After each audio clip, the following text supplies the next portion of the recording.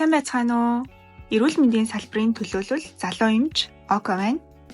За, сайн байцгаана уу? Эрүүл мэндийн боловсрол жаахан муу жирийн нэгэн залуусын төлөөлөл Ария байна. Тэгэхээр иргэн Ария болон хүний их эмч Око нар нийлж эрүүл мэндтэй холбоотой худлаа онон мэддэхгүй эргэлзээтэй мэдээллийг токсикорд залруулахаар энэхүү подкастаа хийж байна.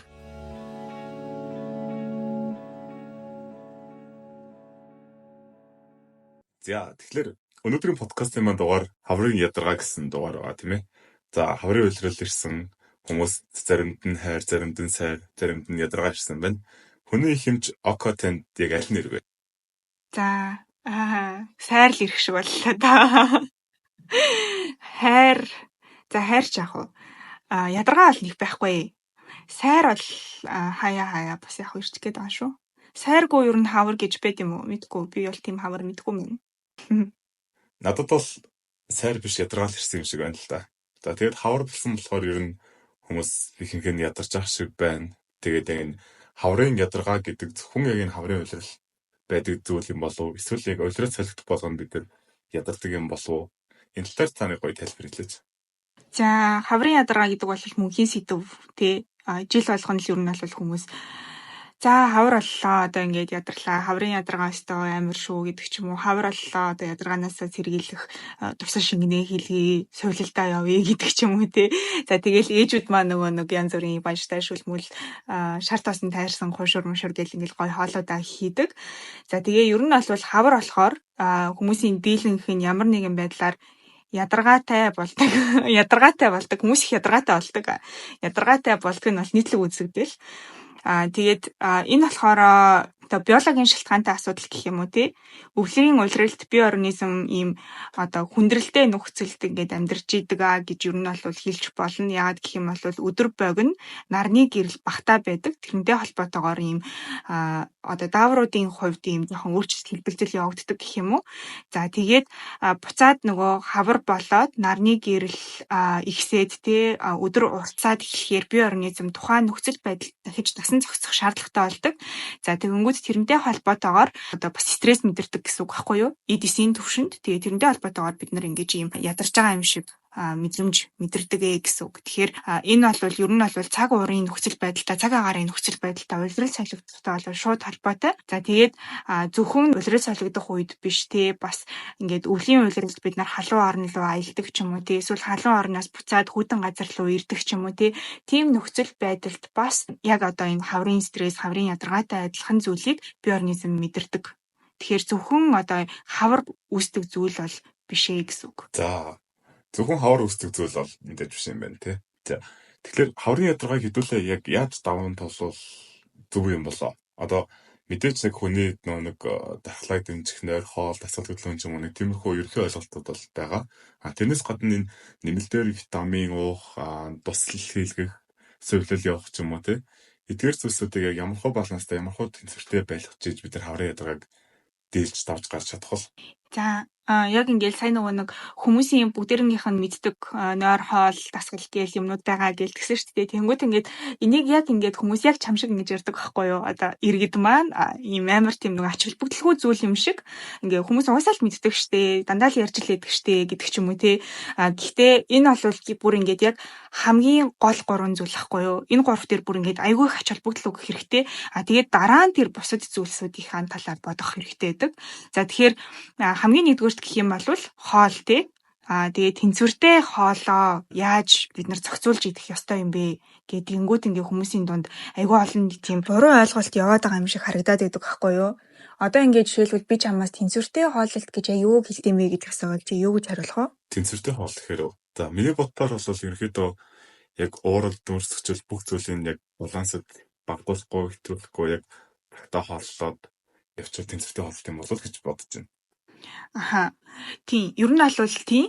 Тэгэнгүүт яг нөгөө нэг одоо тэнцвэртэй хооллолт, эрүүл хооллолт гэх тэгэнгүүт хүмүүсийн хувьд болохоор яг ийм нөгөө нэг турах дэглэм ч юм уу тий эсвэл ингээ бие галбараа өөрчлөх зорилготой зүйл ч юм уу тий тийм юмтай холбож ойлгоод идэг одоо ийм нэг өрөөсгөл юм Монголд байгаад байгаа гэх юм уу одоо мэдээж бүх хүмүүс бол тийм гэж хэлэхгүй. Гэхдээ дийлэнх нь тийм хандлагатай байгаад байгаа нь айгүй жоохон гонигтай санагддаг гэх юм уу. За тэгээд тэнцвэртэй хооллолт гэдэг маань болохоор яг саяны хэлсэн, чиний хэлсэнчлэн уураг тий нүүрс ус сайн өөхтөөс за тэгээд хангалттай хэмжээний жимс ногоо агуулсан ийм хоол хүнсийг ер нь бол хилдэг. За тэгээд мэдээж одоо хоёлаа нэг дугаараар тий бүх зүйлийн талаар дэлгэрэнгүй ярина гэж байхгүй учраас яг одоо энэ тэнцвэртэй хооллолт гэж юу юм уураг юунд дагуулгддгийг, нүүрс ус юунд дагуулгддгийг, өөхтөөс юунд дагуулгддгийг ингээд тий ямар хэмжээгээр хэрэглэх юм гээд энэ талаараа дараагийн дугаараараа ярих гэж би бодож байна. За тэгээд одоо бол яг зүгээр ерөнхий ойлголт өгөөд явчвал зүгээр юм болов уу гэж бодож байна. Чи юу гэж боддیں۔ За тэгээ мэдээж байла олон подкаст хийн тэгээд хоёлынгийнхэн төлөвлөгөөн дээр ч гэсэн хооллолтын тухай 3 дугаар, нойрны тухай 2 дугаар ч юм уу тийм маш олон тийм төлөвлөсөн дугаарууд байгаа болохоор өнөөдөртөө хаврын ядаргаан дээр яг үндсэн дархлааны энэ 3 гэдэг ерөнхийд нь хүмүүс мэдээлэл өгөөд цаашдаа яг энэ нэмэлт одоо витамин тусал эднэрийг бас хүмүүс зөв хэрэгжилж гэнэ үү, эрүүл мэндийн байгууллагууд маань бас ингээд эднэрээр бизнес хийх гээд байна уу, буруу PR хийж гэнэ үү гэдэг энэ тал дээр жоохон токсикор муулж энэ подкастаар үгсээс дээрх гэж бодож байна тий. За одоо нэг асуулт асууя. Яг хүн болгоны ингээд заавал уух ёстой витамин гэж байдаг юм уу? Тэгэд яаж ямар тунгаар хизээ хэрхэн ямар хугацаагаар уувал зохистой байх вэ? Яг хүн болгоны уух ёстой витамин гэх юм бол би бол яг нэг л витаминыг нэрлэж чадна. Тэр бол витамин D. Тэгэхээр хүн болгон яг мэдж байгаа тийм ер нь бол витамин D уух шаардлагатай гэдэг. Гэхдээ гунгийн хувьд амар олон буруу ойлголт зэлдэрсэн байгаад шиг харагдаад идэг. Ер нь иргэдийн дунд харахад тэгээд нөгөө эмийн сангуудад ороод ингээд витамин D авъя гэхээр айгүй олон сонголттой байж идэг. Тэгэнгүүт хүн нөгөө алийг авахаа мэдгүй төөрөгдчихдөг. Тэгээд жор баригчтайгаа ч юм уу тий аль эсвэл ингээд гэрийнхаа хин нэгэнтэй найзуудтайгаа ч юм уу тий зөвлөлдөж байгаа. Чи тэдтэй ууд юм уу би ч гэсэн тэгвэл тэдтэй уучи даа гэдэг ч юм уу тий ингээд нэг юм хоорондоо ярилцж байгаа ингээд шийдчихэд байдаг юм шиг харагдаад байдаг. За чиний хувьд жишээлбэл витамин D өдрийн тунг хит гэж бодож ин ямар тунгаар ер нь уудаг уу? За миний хувьд бол витамин D уудаг. Гэтэ би яг хуу маш аимшигтай түүх ярив. Энэ нэг хэдэн сарын өмнө тохиолдсон түүхтэй. Би өөрөө бас витамины ойлголт ер нь их муу. Тэгээ дээрэс нь эрдэсийн шинжилгээ өгж үзээгүй байсан байхгүй. Тэнгүүт нэг эмнэлэгт үзүүлээд надаас цусны ерөнхий шинжилгээ авангуудаа чичээстэй яаж орог эмнэлэгтээ явж байгаа юм бэ гэл давхар би сэтгэл санаагаар ямар очиж байгаа юм чи. Тэгээ яасан юм бол юм дөөчөөстэй л болохгүй байна гэл миний шинжилгээний хариу нэг нарийн уншиж өгөөгүй хэрэг. Чи манайхаас энэ витамины нэг авдаг байхгүй л ер нь болохгүй шүү. Наач ерөөсөө энэ тариа хэрэглээд нэмэр авахгүй витаминаа нөхцөл чи өөрийнхөө тархлагаар эвслэх хэрэгтэй гэсэн оош тавьсан. Тэгээ би чинь тийм амар юм сонсож байгаа юм чи нөө нэрээ витамин авч уулах явах вэ гэд жорын дагуу яг тэр газраас нь витамин авсан чинь витамин D-г намайг өдөрт 10,000-аар тогтмол 3 сар хэрэглэсэн. Тэгээ 3 сарын дараагаас 5,000-аар ууж эхлэв гэсэн байхгүй. Тэгээ би тухайн үед нэг тэгж эхлүүлсэн. Одоо юугаа юм хоёр яг тэгж эхлүүлээд тэгээ дараа нь ингэж жоохон ойлголттой болгоодаа хөө яа чи 10,000 гэх чи арай амар дооц арай амар том юм шүү гэд тэгээд одоо бол би 2,000-аар тогтмол удаа 2-3 газар ирсэн шинжилгээ өгч үзсэн. Тэнгүүт ингээд хариунууд маань өөр гараад тэгэнгүүтээ өөр юм зөвлөд байгаа болохоор би бас энэ олон хариултын олон ирсэн шинжилгээнд жоохон төөрөгдөл ороод байгаа байхгүй яа. Тэгээд би ягаад яг энэ 10,000-ыг тэгж амар юм гэж бодсон бэ гэхлээр би нэг пост харчаад хүнтэй ярилцаад үзэнгүүт яг чиний сайн хэлсэн шиг ингээд найзаас асуугаад чи хэдэр ууж байгаа. Тэгвэл би тэдэр уучих юм. Чи чинь дутагдaltaй бол би жоохон багасгаад 4,000-5,000-аар өччих юм уу тий. Ийм ярианууд ингээд амар их болоо зүгээр яг тэгээд өөрсөндөө харалтаад витамин А хэрэглээ явчихдаг. Эсвэл айгүй их байгаа. За миний 10,000-тай түүхийг сонсонгууд их юмч танд яг юу гэж бодогдож байна. Хоёлаа хэрвээ подкаста дүрстэй биччихсэн бол миний царайн дээрээс ингээд сая бүх зүйл унсагдах байсан бах гэж би бодчих. Би барыг сая ийм яг одоо ингээд нэг точлуурын л тавчих юм бол нулимс урсаад хуйлмаар яг тийм царайтай суужила. За би таны яриг түр тасалчих. Үнэхээр та нулимс асруулах гэдэг юм бол хоёлаа яг подкастын үндсэн концепт болох яг хүмүүсийн сэтгэл пост мэдээллүүдийг токсикор муулах яг энэ хэсэг рүү оръё. За юу гэх гээд байгаа вэ гэхээр би Facebook дээрээс уншсан эхний постоо тэнд уншиж өгье л доо. За мейкапын групп дээр байсан постхгүй юу. Яралтай юм асууя. Би эрдсэн шинжилгээ өгөөд витамин D дутагдлаа гараад аптекаас асуусан чинь 300,000 өндөр тунтайг зөвлөсөө санал болсон. Тэгээд тэрийг авч яваад хэд хонсон чинь толинд харсан чинь гинэд таргалсан харагдаад яг нэг хөөчгсөн юм шиг санагдаад байжсэн. Өнөөдөр бас танил охин маань тараад 14 хоногийн өмнө уулзснаас илүү таргалсан байна гэсэн. D витаминаас болсон гэсэн өгөө ингээд эмч бүсгүүчүүд байвал зөвлөөрэй гэсэн пост харсан. Энэ постыг та сонсоод миний 10,000-ыг чадах юм бол одоо яг таны реакшныг би хармаар байна. Яа, миний зүрхээр хатгуулж байна жишээ. Би яг одоо подкаст бичихтэй ер нь цаашдаа ойрхон ямар нэгэн зүрхний юм ч юм уу те тайвшруулах юм ч юм уу авч сууж явах хэрэгтэй юм байна гэсэн бодол сая төрлөө. За. 300,000 гэсэн үү? Би буруу сонсоогүй зү. Тийм 300,000 IUI өндөр томтой. Ампултаг. Oh my god. За одоо би ингээд энд ингэж стресстэйч суугаад явах вэ те. Өгөх ёстой мэдээлэл ямар ч гэсэн үгүй. За ингэдэг ер нь алуулъя штэ те. Витамин D-гийн удирдамж гэж байдаг. Одоо удирдамж гэдэг маань юу юм бэ гэхээр тухайн удирдамжин дээр альва өвчин эмгийн үед те ямар имийг ямар тунгаар ямар нөхцөл байдалд те ямар өвчтөнд хэдэн настай хүнд яаж өгөх юм бэ гэд ингээд эмчнэрийн ашигладаг одоо ийм баримт бичиг байдаг гэх юм уу. За одоо гарын авлах шиг гэсэн үг тий. За тэгэнгүүт витамин D-гийн дутагдaltaй үед эсвэл зүгээр витамин D-гийн дутагдлаас удиршин сэргийлэх үед хүмүүст яг яаж ингэж өгөх юм бэ гэсэн бас ингээд мэдээж тусдаа удирдамж биднэрт байгаа, эмчнэрт байдаг. За тэгээд тэнд болохоор юу гэсэн байдаг вэ гэхээр олон улсын удирдамжин дээр насанд хүрсэн хүн өдөрт 600-аас 800 одоо тий IU гэж саяны чиний хэлсэн тонтой витамин D уух ёстой гэж бичигдсэн байдаг. Гэхдээ энэ бол олон улсын удирдамж гэдгийг санах хэрэгтэй. Олон улс гэдэг маань болохоор халуун орон энтрийг ингээд нэгтгсэн гэсэн үг шүү дээ, тий. Нарны гэрлийг үздэг газруудыг гэсэн үг, тий. За Монгол улсын хувьд бол цаг агаар, уур амьсгал, тий, бүс нутгийн онцлогоос шалтгаалаад витамин D-гийн дутагдал үүсэх өндөр эрсдэлтэй газар гэж явдаг. За тэгээд яагаад гэх юм бол тийм манай бас чинь 4 улирал ээлжилдэг, нарны гэрэл үзэхгүй өдрүүд олон байдаг. За хоёрдугаарт гэх юм бол хоол хүнсний бас онцлог байгаа. За витамин D-г хоол хүнснээс авч болох уу гэд хүмүүс бас нэлээд асуудаг. Ер нь бол болно. Гэхдээ хамгийн гол их усүр нь загас талаан гаралтай бүтээгдэхүүн баггүй юу? Монголын нөхцөлд болохоор бид нар өдөр тутамдаа загас талаан гаралтай бүтээгдэхүүн хэрэглэх боломж нөхцөл нь хэр байдаг вэ те? Энэтэй холбоотойгоор ер нь бол бид нар бүгдээрээ витамин D-гийн дутагдалт өртөх эрсдэлтэй хүмүүсээ гэж явдаг. Тийм учраас энэ дээр арай ийм одоо тэнцвэртэй байлгах үүднээс 1000-аас 1200 за хамгийн дээд нь 2000 гэж явдаг. Тэгэхээр өдрийн тун бүр ингээд максимумдаа хүний удиршин сэргийлэх тун 2000 байх хэрэгтэй байдаг гэсэн үг байна шүү дээ. Тэнгүүд юу вэ?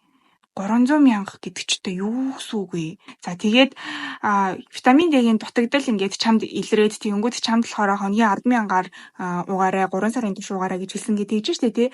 За тэнгүүд энэ дээр болохоор юу гэж комментлах вэ гэхээр витамин D-гийн дутагдал хэрвээ илэрсэн болвол бид нарт бас тусдаа тактик байдаг. За тэрэн дээр болохоор ямар тактик байдаг вэ гэхээр өдөрт 6,000-аар за эсвэл 7 хоногт нэг удаа 50,000-аар 8-7 хоногийн турш уугаарай гэж зөвлөдөг байхгүй юу. За тэгэнгүүт сард болохоор ойролцоогоор 200,000-ыг гэсэн үг байна шүү дээ. Сард 4-7 хоног байдаг гэж үзэх юм бол за тэгэнгүүт 2 сарын туршид чи ойролцоогоор 400,000-тай ер нь бол уух ёстой гэсэн үг байна тий. Нийт тун гэсэн үг шүү дээ. За тэгэнгүүт чиний хувьд болохоор өдөрт 10,000-ыг 3 сарын турш гэхээр хитэрсэн байсан гэсэн үг байна тий. Тэгээ цаашдаа 5,000-аар биш цаашдаа максимум нь 2,000-аар уух ёстой байсан. Тэгэхээр энэ дээр бас би ингэж комментлмаар байна. Энэ бол хитэрсэн тун байсан гэж хэлмээр байна.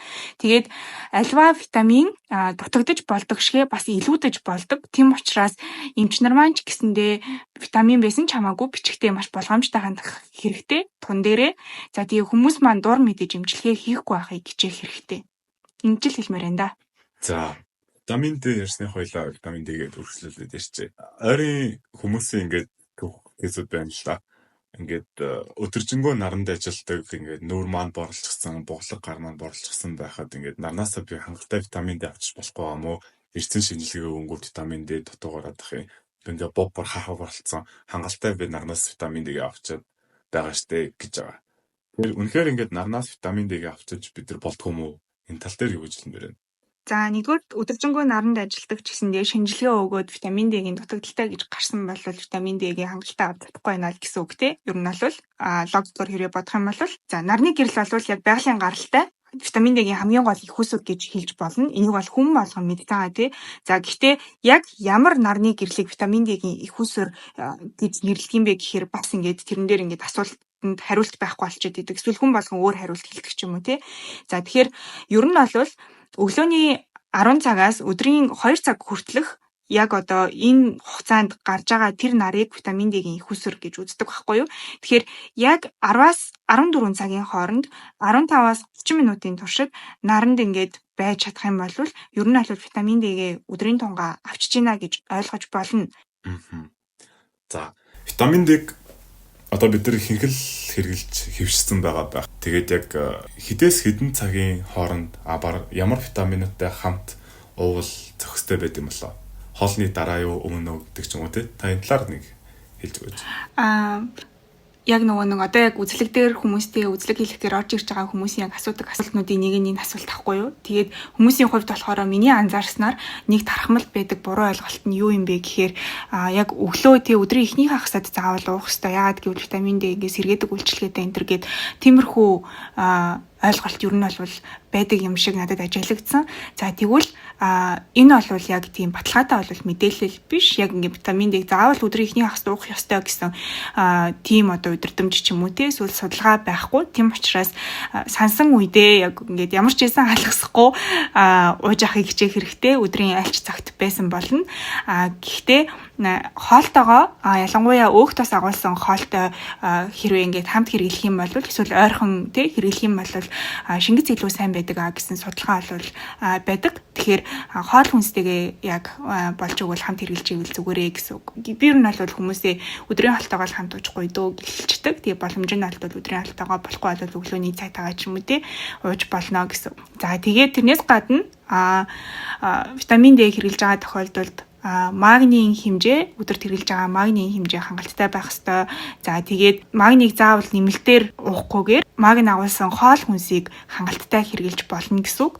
За тэгээд тэрний хажуугаар бас витамин К гэж байдаг. Одоо К2 витамин Т, витамин D сүүлийн үед ингээд хавсарсан хамт гараад байгаа байхгүй юу? Тэгэхээр ер нь бол энэ хоёрыг хамт хэрэглэх нь бас ер нь бол сайн байдаг гэж үздэг. За витамин D ерөнхийдөө ойлгочлоо. За дараагийн токсик гормолох нэг пост байна л да. Энэ болохоор Facebook дээр үнэхээр амар нэртэй тийм пэйж үлээ. За би нэрийг одоо шууд хэлчихье. Өтрээний клиник гэдэг пэйжээс постлсан пост байна л да. 3 сарын 16-нд постлсан. За постны агуулга ингэж байна. Хаврын ядаргаа эхлэхээс өмнө витамин C 2000 тонтой ямар гоё гэж царай цус гэрэлтээд ханиад томоо хоолоо амуухгүй амар байдгаа. Мэдээлэл авахыг хүсвэл чат үлдээгээрэй гэсэн утгатай пост байна. Үнэхээр гоё царай цус гэрэлтээ таниад томоо хөрөхөргүй бол би ч гэсэн витамин C-г 2000-аар нуучмаар санагдчихлаа л та.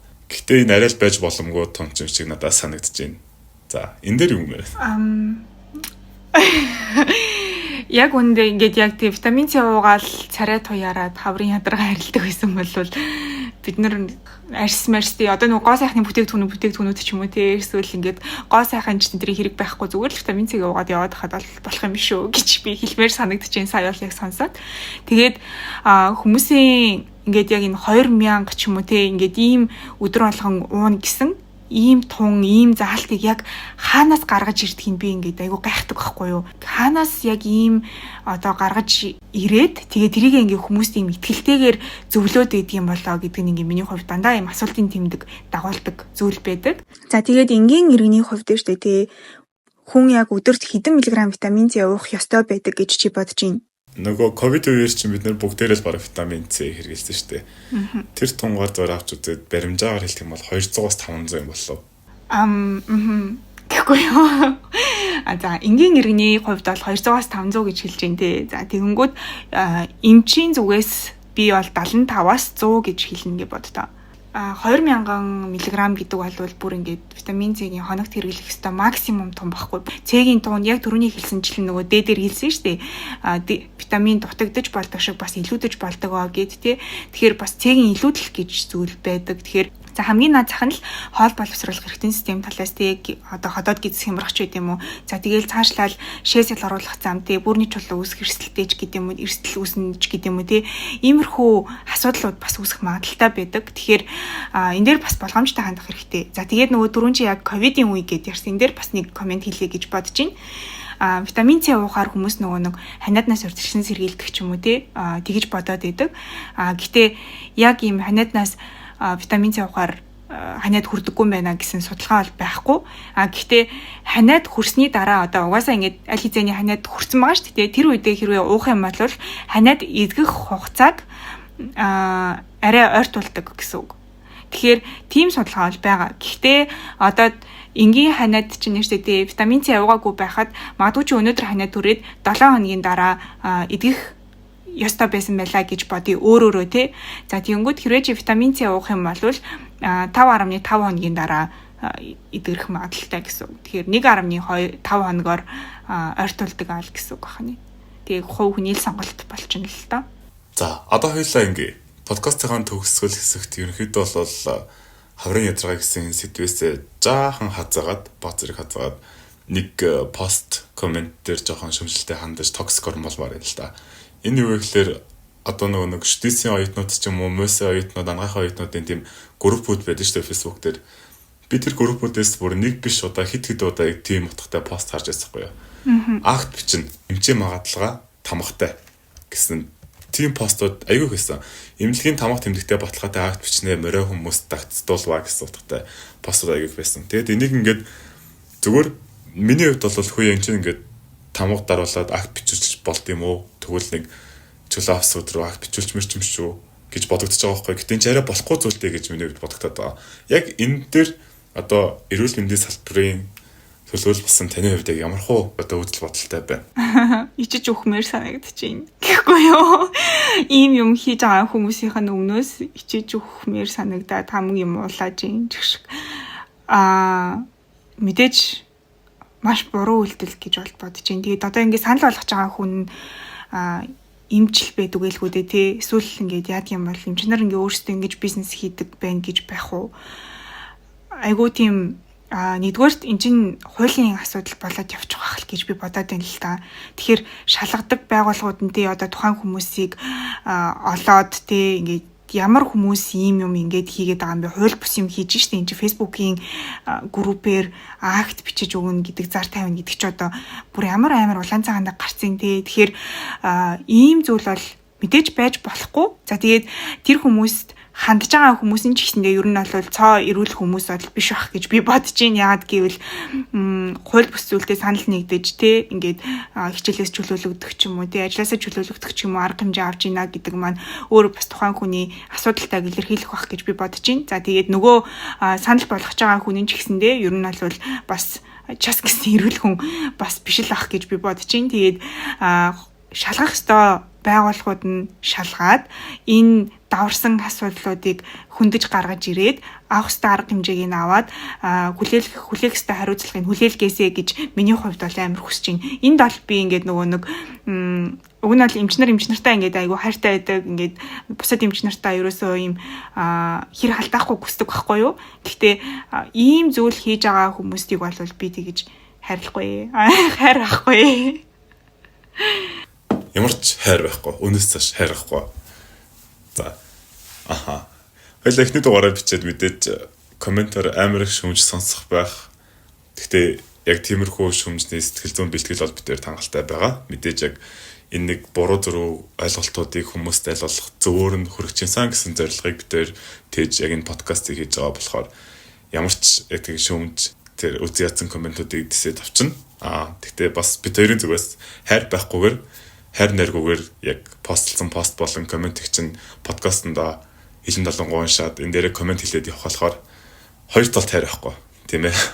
Yes, бид хоёрыг хэрвээ шүмжлээд янз бүрээр хэлэх юм бол тухайн комментиг бид хоёр бас ингээд уншаад тэрэн дээр нь хэрвээ нөгөө нэг эсэргүүцэх ч юм уу тий одоо миний зүгээс ч юм уу тий үгүй ээ энэ хүн ингэж бичсэн байна би нэг ингэж залруулмаар байна гэх юм гэмээр юм байх юм бол мэдээж уншаад тэгээд тэрийг танилцуулна те. Тэгэхээр та хэд маань хүснээрээ муулж олно. Эсвэл зүгээр ингээд өөрсдийнхөө хүсэлтийг те энэ талаар яриад өгөөч гэсэн хүсэлтээ бас илгээж олно. Арьяа бол сэтгэл зүйн бэлтгэлтэй байгаа. Би бол яг хэсэг уйлна. Тэгтээ басаад ирнэ.